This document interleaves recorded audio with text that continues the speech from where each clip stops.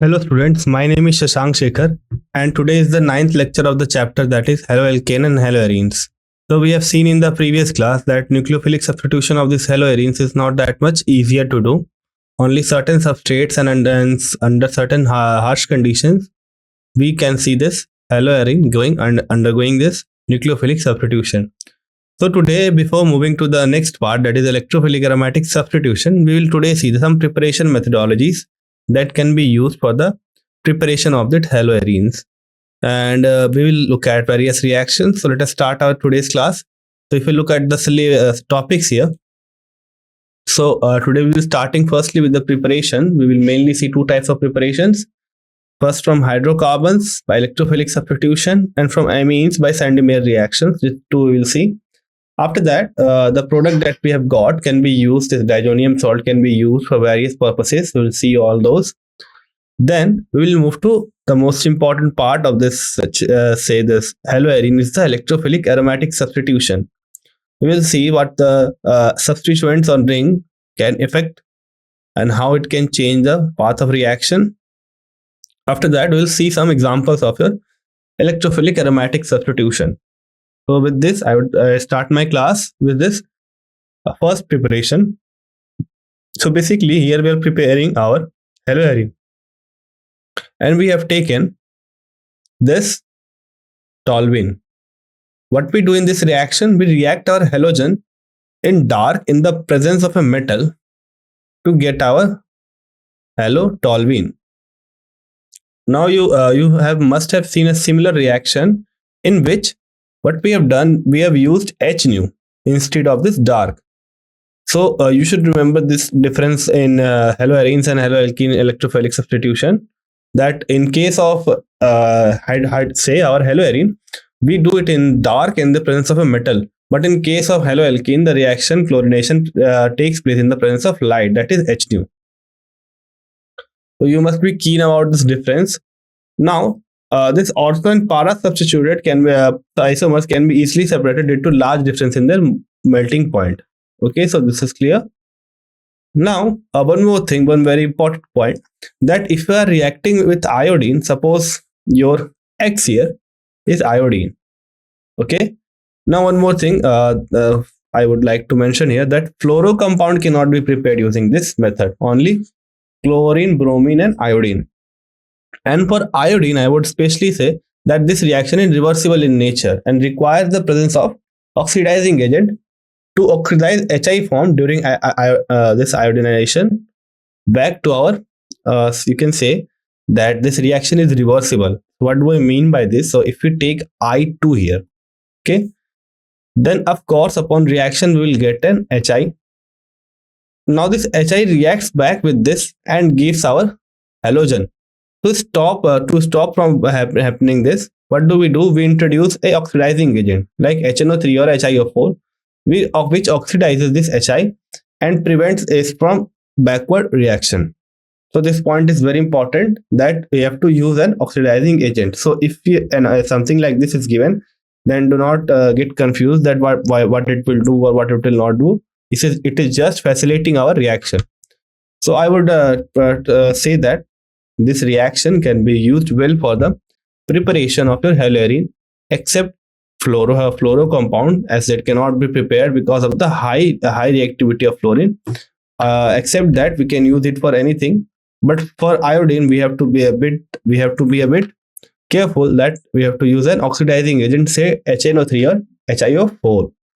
So this is the first method that can be used for the preparation of our haloarene. And one more point, we will get ortho and para. Majorly, we will get ortho and para. Okay, we'll get ortho and para. Next.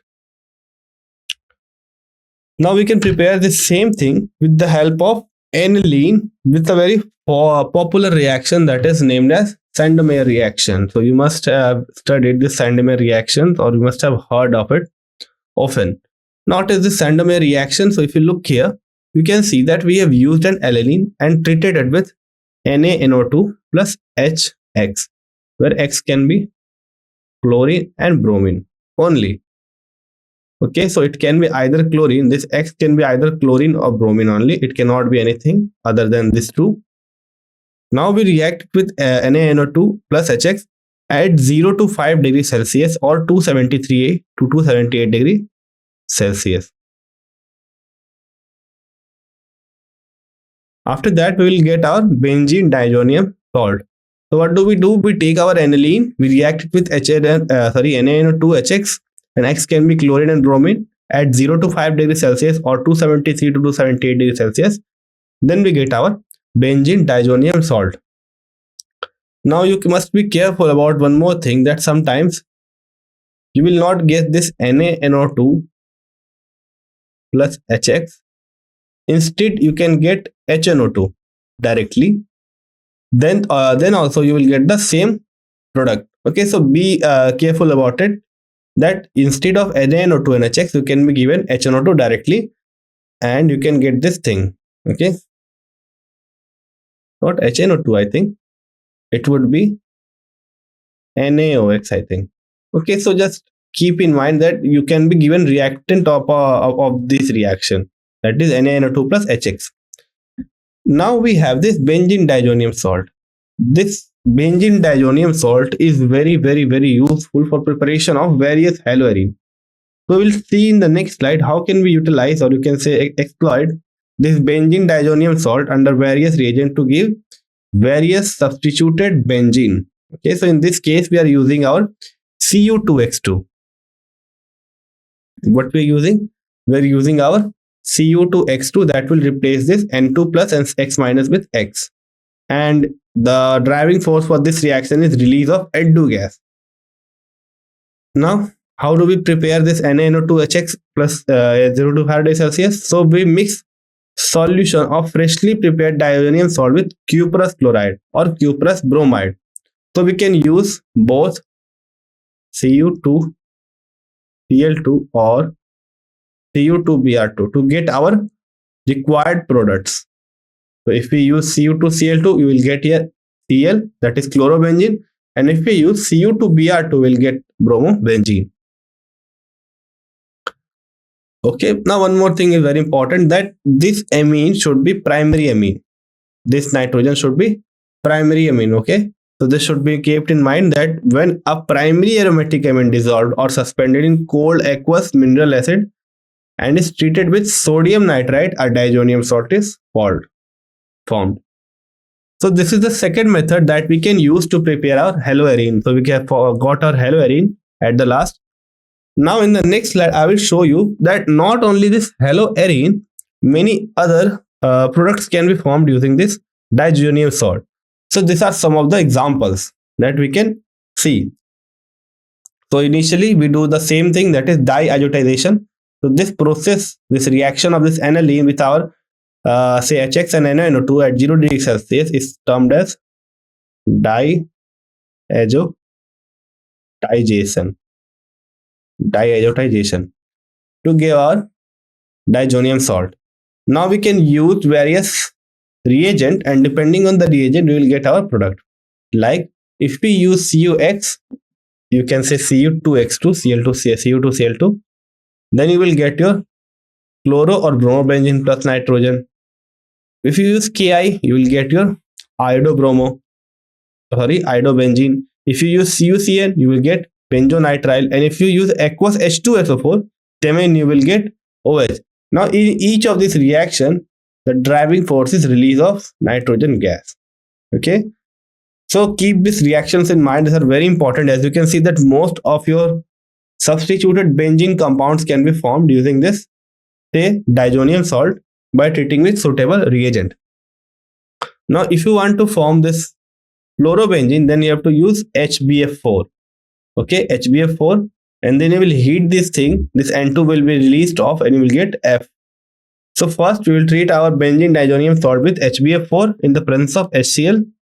Not in the presence of HCl. Then HCl will leave and we will get N2 plus and BF4 minus. On further heating, we will get our chlorobenzene, BF3 and N2. So is this clear? So this diazonium salt can be used in various ways. So we have seen basically two methods here.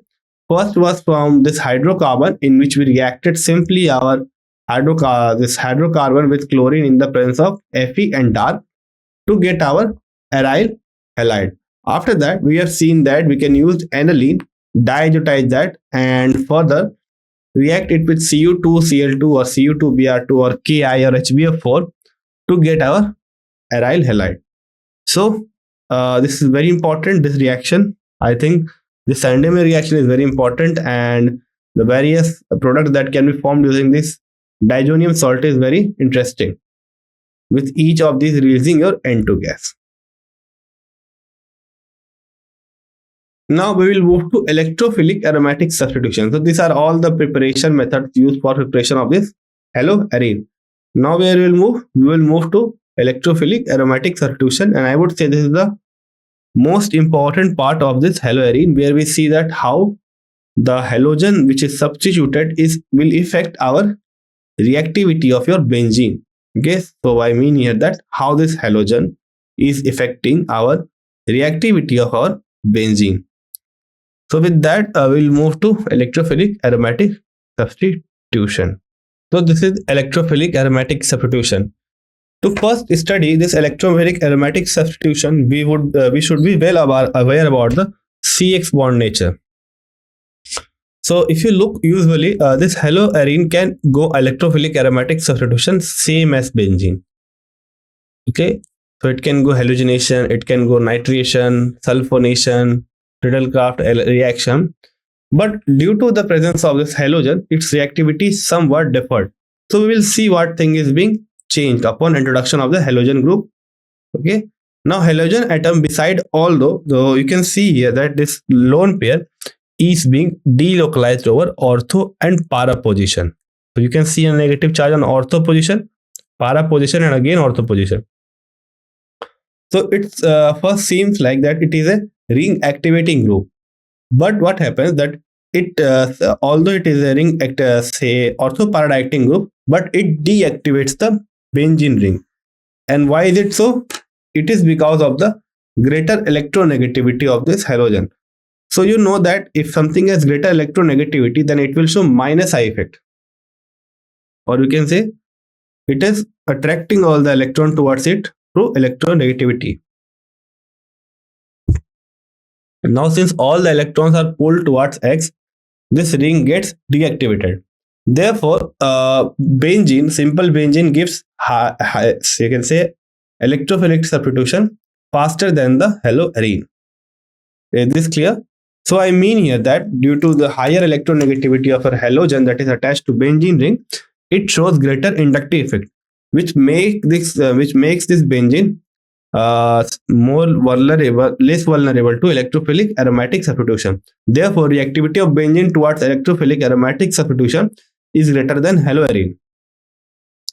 Now, if you want to understand this effect of ortho-para directing, you can see very clearly that first of all, this lone pair is being donated between the CX bond, and this double bond moves here, or you can see this allylic bond moves here and creates a negative charge on the ortho position. Again, this negative charge moves and creates a negative charge on para position, further again on ortho position, and we get this kind of structure.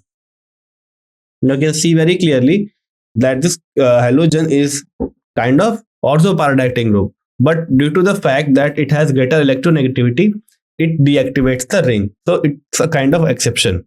Usually you would see that, okay, since it is giving electrophilic aromatic substitution at ortho and para position, so it would be ring activating, but it is an exception. Now, how would you identify that this group or the group which you are given will give you plus R effect or minus R effect, or you can say whether it will activate the ring through resonance effect or deactivate the ring through resonance effect? For that, you must be keen to identify the ortho para directing group and mid directing group. So if your substituent is attached like this, okay, if your substituent is attached like this, such that the atom that is just bonded to your halogen is having a double bond with another atom. Here you can see that this A is attached to other double bond with B. So if you try to draw the structure, it would look like this: A and then B. Now what will happen? It will just take away it and you will get this thing.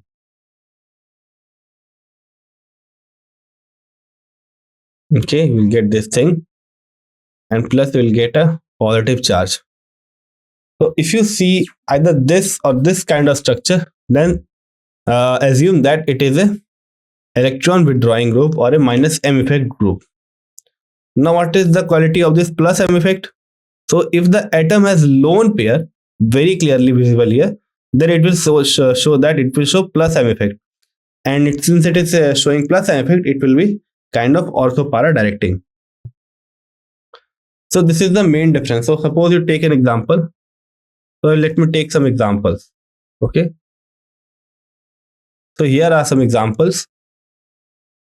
So it is written that this group that is present here is ortho-para directing and activating substituent. So we'll look at this part at last. First we'll focus on this. And you can see that these are ring deactivating and they're meta oriented. So let us take some examples to identify, you can say, check our say generalization. So let us take some examples. Suppose we are taking this one and this one. How it will be written? Okay, this is clear. And how this one will be written?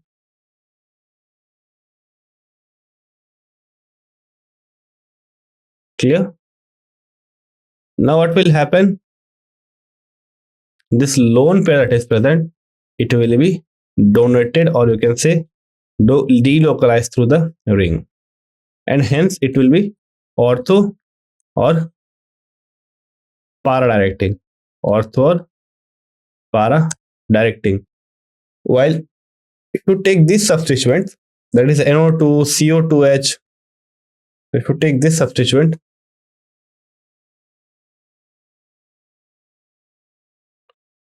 so if you compare it with your AB model, so your A is nitrogen here, and your B is oxygen here. So it is same as this. Now what will happen? It will just attract it in the opposite direction. It will just attract it in the opposite direction. Now due to this reason, it deactivates the ring, that is NO2. Similarly, if we take the example of, say, SO2R. SO2R.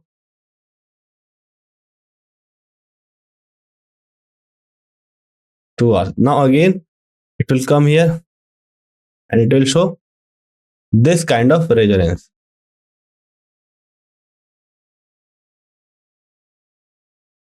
Is this clear? So you have just to identify the type of species. Two types are there. First one is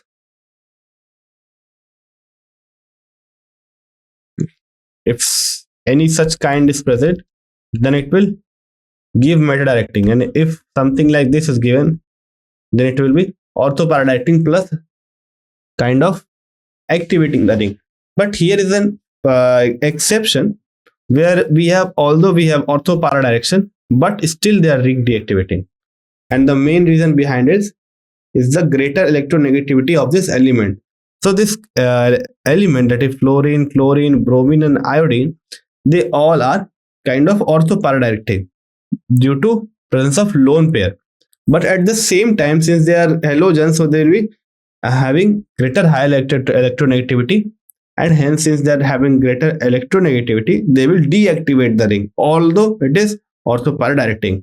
And the same goes for CH2Cl, and the same goes for CH-CH-NO2. So this is the effect of ring substitution. Now we'll see some examples of your ring substitution. So first is our halogenation. So how does this halogenation work? So it is basically an electrophilic aromatic substitution. Now this is the example of electrophilic aromatic substitution. First we'll start with chlorination. So we have taken anhydrous FeCl3 and treated with Cl2 and then we have treated it with chlorobenzene. So this FeCl3 is acting as a Lewis acid here. What it is acting as? It is acting as a Lewis acid. So what this Lewis acid will do? This will kind of form a FeCl3 and Cl minus. Okay, FeCl3 plus and Cl minus. Now what it will result in? This will kind of increase the electrophilicity of your chlorine. What it will do? It will increase the electrophilicity of your chlorine. Now this since it is more now electron deficient, therefore it can easily react with say chlorine 1. Okay, chlorobenzene. I am not going into the mechanism because it is quite clear in your say 11th class, in which you have learned this hydrocarbon. So I am just giving you the products. Therefore we will get ortho and both para. Here para will be in the major amount. Then next we have nitration again. So we get simple nitration product. Sulfonation will give us sulfonated product, and your Friedel-Crafts alkylation will give you alkylated, and acylation will give you acylated product. Now one thing you have to notice in each of this, that for chlorobenzene, or you can say haloarene, all of the para substituted product are formed in major amount. And why is it so? Because these are mostly solid in nature, and since it is symmetrical, it will get fit easily. Okay, it will get fit easily in the crystal. Therefore we will get your para substituted in the major amount. So remember this thing always, that during say electrophilic aromatic substitution of your haloarene, you will get the para substituted greater amount. So this is all about the preparation and properties of our haloarene. So tomorrow we will basically see some commercial products that are used for our daily life application things. So we will see various haloalkane and haloarene. So with this, I would like to end my lecture. Thank you.